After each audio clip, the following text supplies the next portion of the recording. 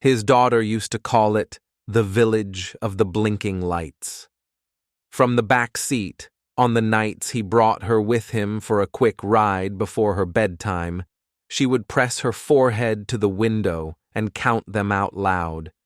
Red dots on garage sensors, soft white porch lights on timers, the blue strip at the gate keypad.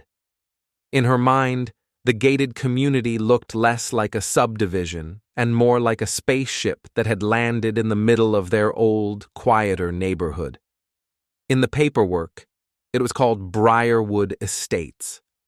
In the minutes of the Homeowners Association, it was an exclusive, secure community. In the security contract, under Night Guard, they had typed his name. Marcus did not care what they called it, as long as the checks cleared and the schedule kept him on the right side of his custody agreement. The job was supposed to be simple. He had done harder things. He had stacked boxes in warehouses until his back sounded like bubble wrap. He had driven for rideshare until his eyes blurred. Night security at a gated development felt almost civilized by comparison. One human, 8 hours, a small guard station with a heater that only half worked, and an ocean of quiet driveways. The HOA president had called it a win-win during their first meeting. They had found him through a temp agency that specialized in low-cost security contracts.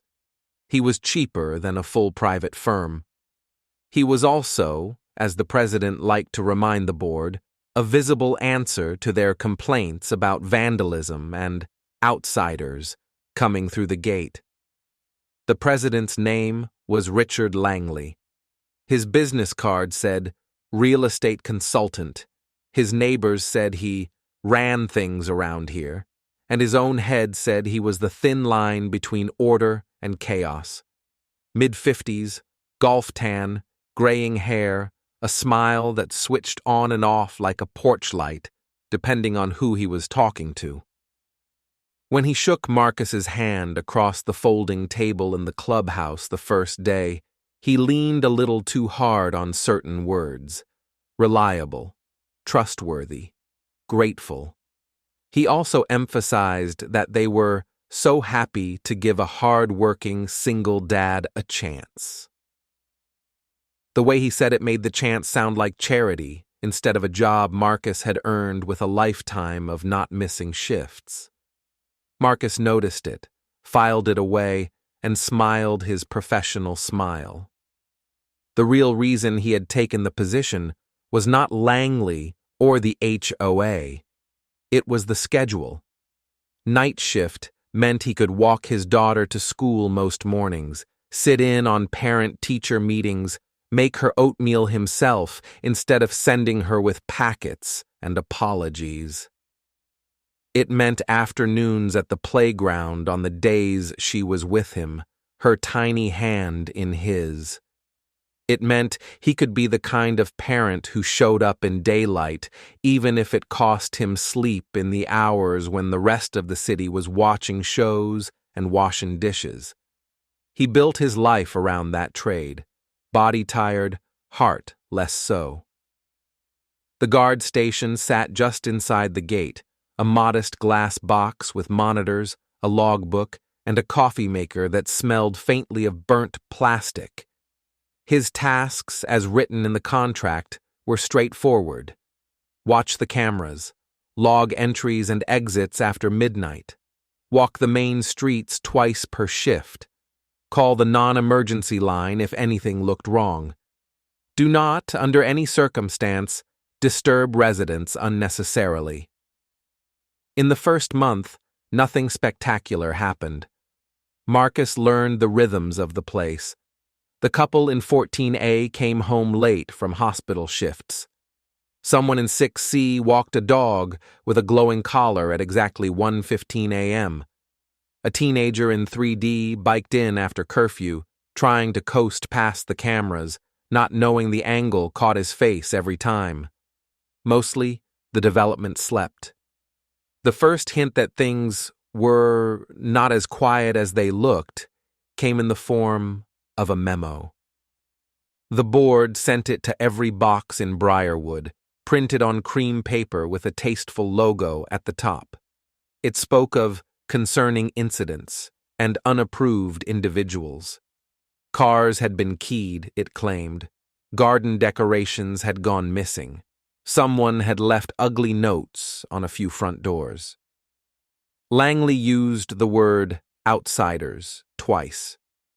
When Marcus read the memo in the guard station, he frowned. He had reviewed the footage from the nights in question. The cameras had caught nothing at the gate. No cars tailgating through. No pedestrians slipping in behind residents. Whoever was causing trouble was already inside. He tried to raise it, carefully, at the next board check-in. Langley nodded along, eyes doing the polite interest thing, and then sliding away. He said that yes, of course, they would consider improving the internal camera angles. Yes, very helpful, thank you. Then, in the next sentence, he gently suggested that maybe Marcus was missing things on his rounds and should be more visible at night. The subtext was simple enough to trace. The problem existed, therefore someone must be failing at their job. Convenient when that someone was the only black employee in sight. Marcus kept his face neutral. He knew what this dance looked like. He had been the only black something before, in an office, in a warehouse, on a team. He knew how quickly "we're so glad you're here" could become "maybe you're not a good fit."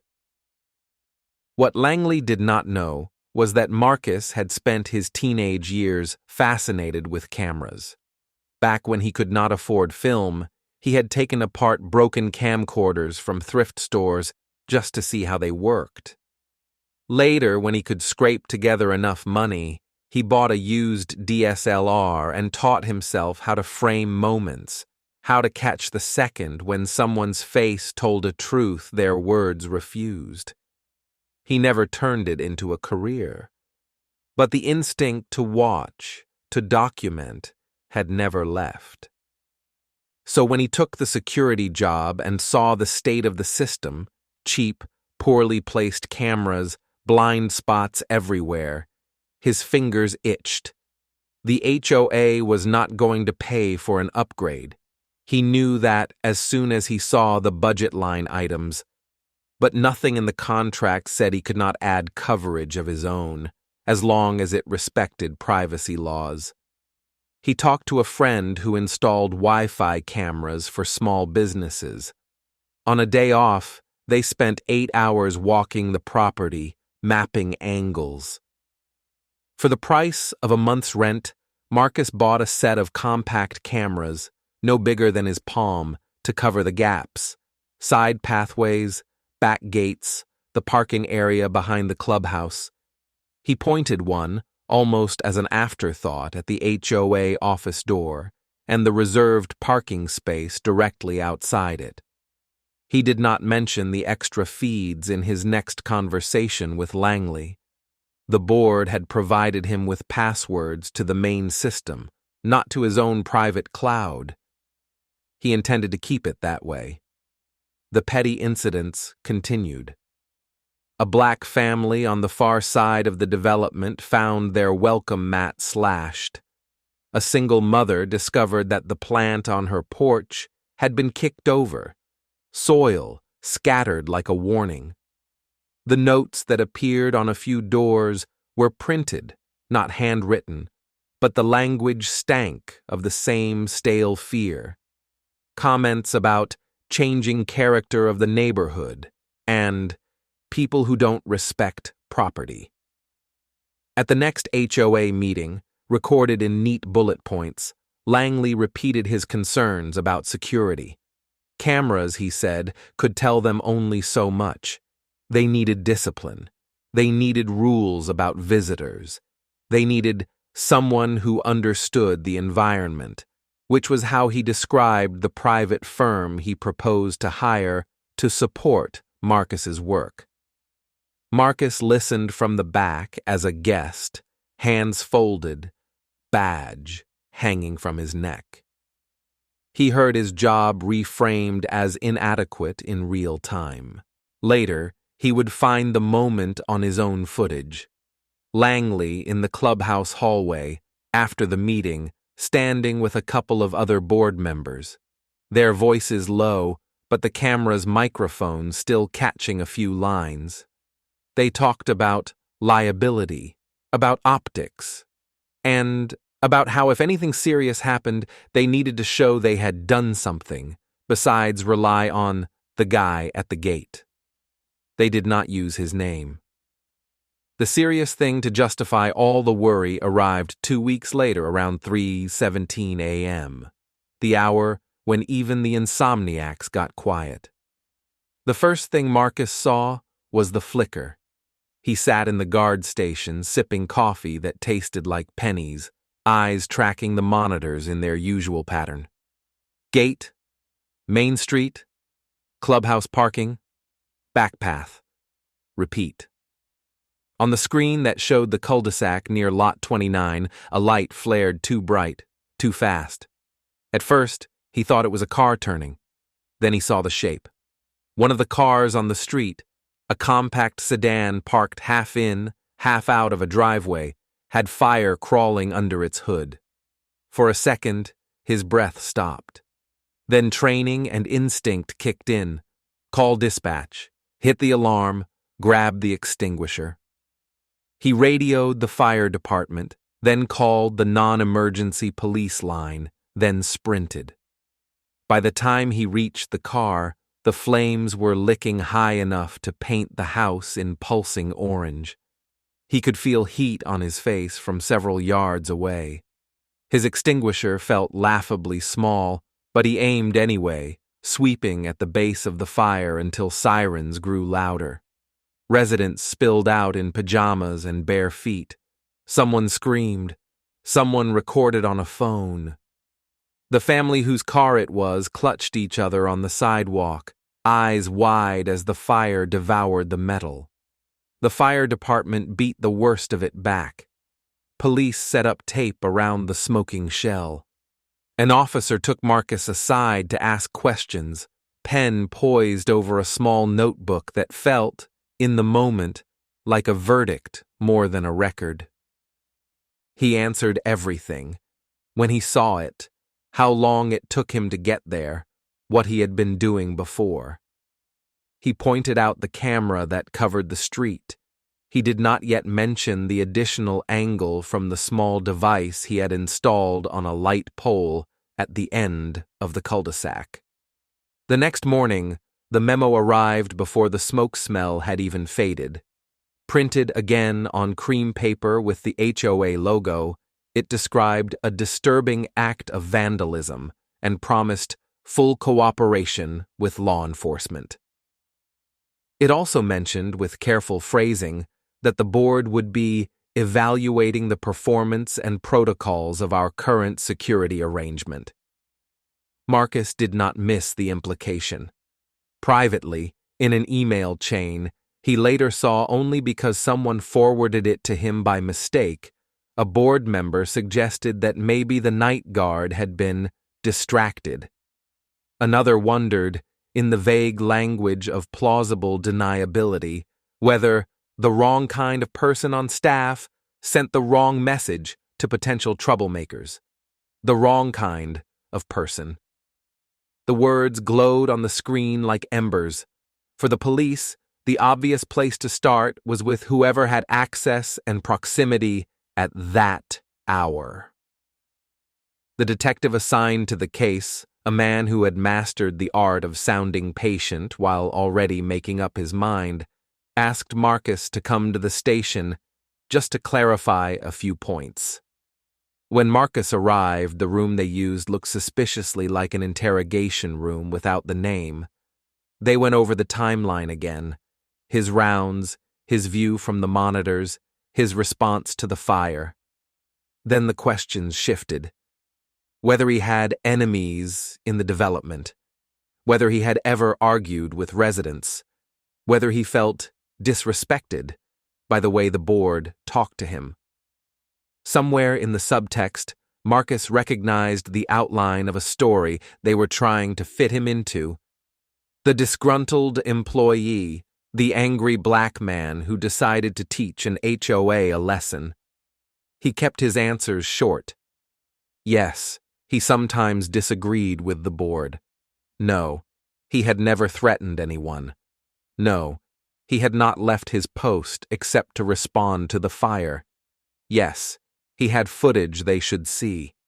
It took him several firm requests to get them to look at his own cloud backups rather than just the official HOA system. When they finally did, the first thing they saw was not the fire. It was the board president's car. 2 hours before the blaze, a feed from a small camera near the clubhouse showed Langley's SUV pulling into his reserved space long after midnight. He was not alone. Another car pulled in behind him, lights off. 2 men stepped out, both in dark jackets and caps, faces obscured enough to make identification tricky, but not impossible. They walked, not toward the clubhouse, but toward the storage shed where the HOA kept paint, tools, and chemicals. The camera caught a brief flash as one of them opened the door. Then they disappeared from frame. Another feed, this one from the light pole at the end of the cul-de-sac, showed 3 figures, 2 in caps, 1 moving like Langley, walking briskly toward the far houses, carrying something between them that looked like a box or a container. The footage of the fire itself showed only the sudden bloom of light. But to a detective trained in cause and effect, the sequence before it started to look like more than coincidence. The detective's face shifted, almost imperceptibly, as the minutes rolled on the screen. It was not exactly apology. It was the moment a mind unclenched from a theory it had liked. He asked for copies. Marcus gave them. He had already saved them to 3 places: cloud, hard drive, encrypted thumb drive in his locker, long before he set foot in that office. Years of experience had taught him to never trust a single system maintained by people who saw him as expendable. For the HOA, the shift came slower. Langley did not know about the footage yet. All he knew was that his development had suffered a serious incident on his watch and that the insurance company was asking pointed questions. He scheduled an emergency meeting with Marcus in the clubhouse after dark, the tone of the email hovering somewhere between parental lecture and performance review. When Marcus arrived, Langley was already there, flanked by 2 board members. A printed copy of the security contract lay on the table, next to a folder with tabs that probably had his name on them. They spoke of concerns and expectations. They wondered whether night walks were being carried out with sufficient diligence. One of the board members asked, with a tight smile, if Marcus really felt he could stay focused on nights, given his family obligations. They talked about the fire as if it had happened to them personally, as if they, not the family who had lost their car and sense of safety, were the primary victims. They were building toward something. Marcus could hear it. The direction of the questions, the arrangement of the papers, the way Langley's eyes slid sideways before certain phrases. This was the prelude to termination. They had already decided that if they needed a scapegoat for their insurance premiums, it would be the man in the cheapest uniform. What they did not know was that someone else was watching too. The detective, uneasy with the pattern forming in the footage, had reached out to the insurance investigator. The insurance investigator, in turn, had asked for a meeting with the HOA board to walk through risk factors and liability. It was scheduled for the same evening. He arrived at the clubhouse 10 minutes into Marcus's ambush.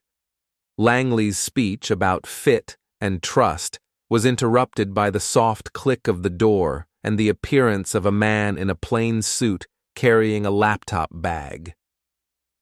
What happened next unfolded less like a confrontation and more like a presentation gone wrong. The investigator plugged his device into the wall screen. He spoke with polite formality about timelines and claims, about the need to understand who had access to what and when. Then he brought up the footage Marcus had given to the police. The first clip showed Langley's SUV and the second car arrive after midnight. Langley shifted in his seat, smile freezing. The next clip showed the three figures walking toward the far houses carrying the box.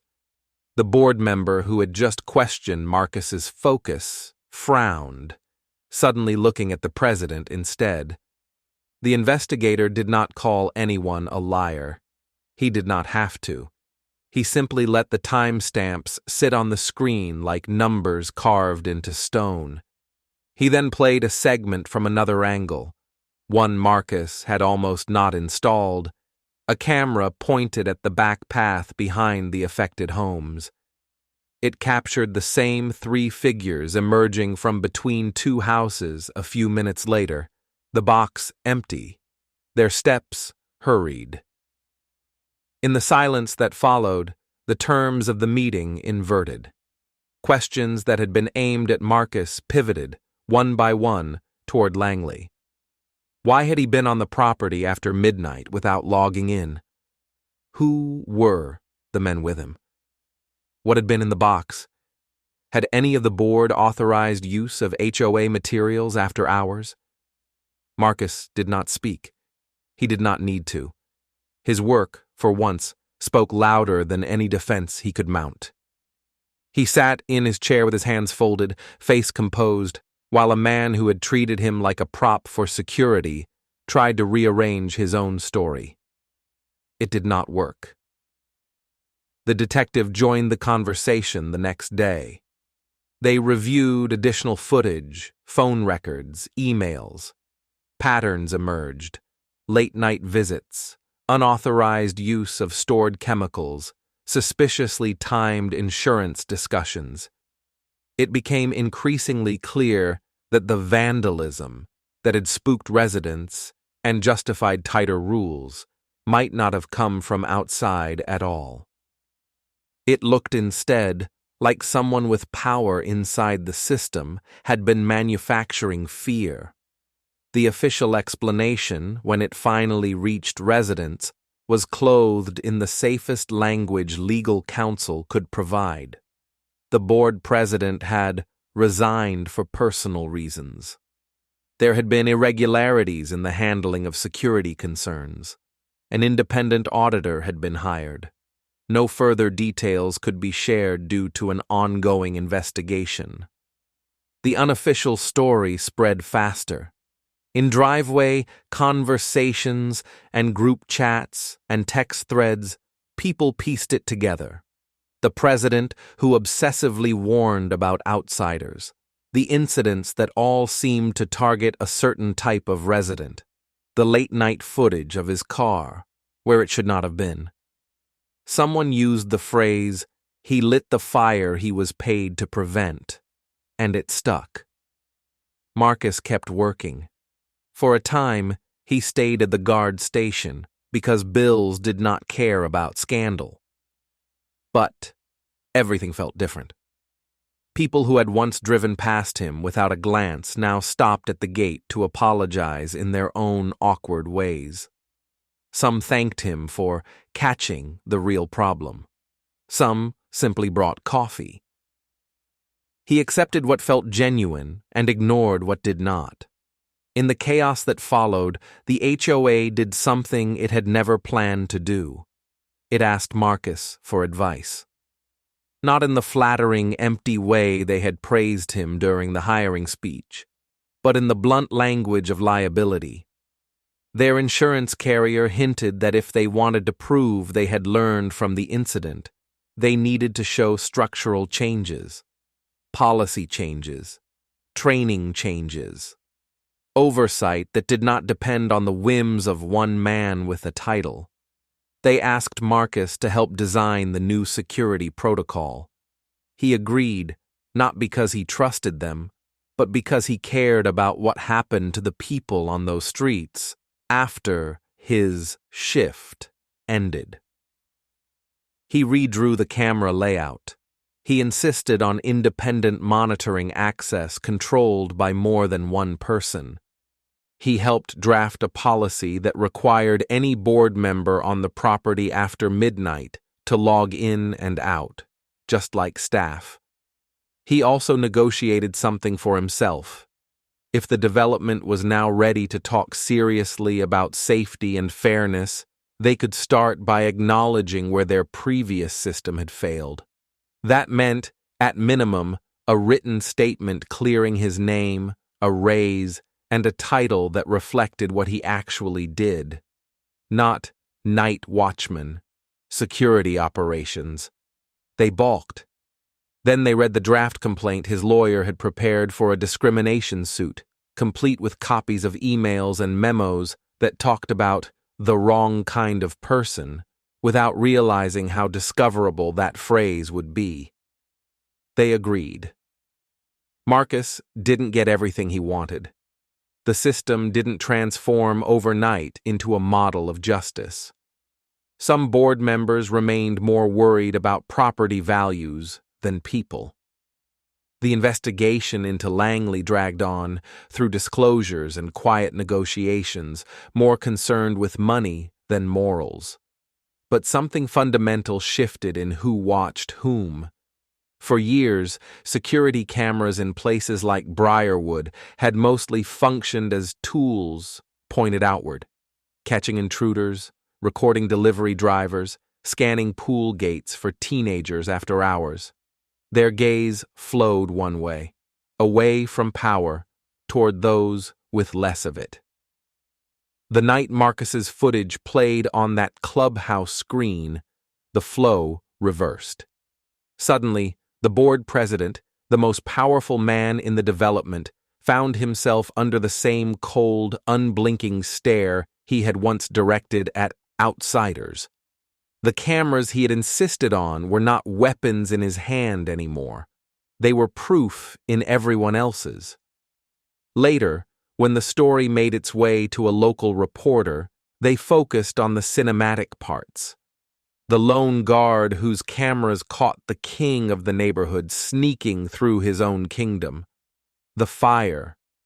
The emergency meeting turned reveal. They did not dwell on the smaller, quieter image that stayed with Marcus. It was a still frame from one of his supplemental cameras, the one pointed at the HOA office door.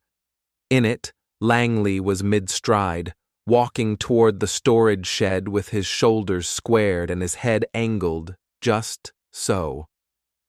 Behind him, the blinking red light of the camera glowed in the corner like a tiny, patient eye. Marcus kept that frame saved on his phone. Not as a trophy, exactly. As a reminder. Systems that ignored men like him would happily use his body as a shield and his failure as a story. But given the right angle, the right lens, the right record, those same systems could be forced to do something they were never designed to do. They could stop protecting the wrong people first. On his next shift, long after the board reshuffle and the memos and the apologies that were not quite apologies, he stood at the gate and watched the village of blinking lights settle into its usual rhythm. Cars in, cars out, porch lamps, garage indicators, a camera somewhere watching him watch them. His daughter, when he took her for a weekend drive and they passed the entrance, still pressed her forehead to the glass. She said the lights made the place look safe. He knew better now than to believe in safety that depended on who stood under the lamp.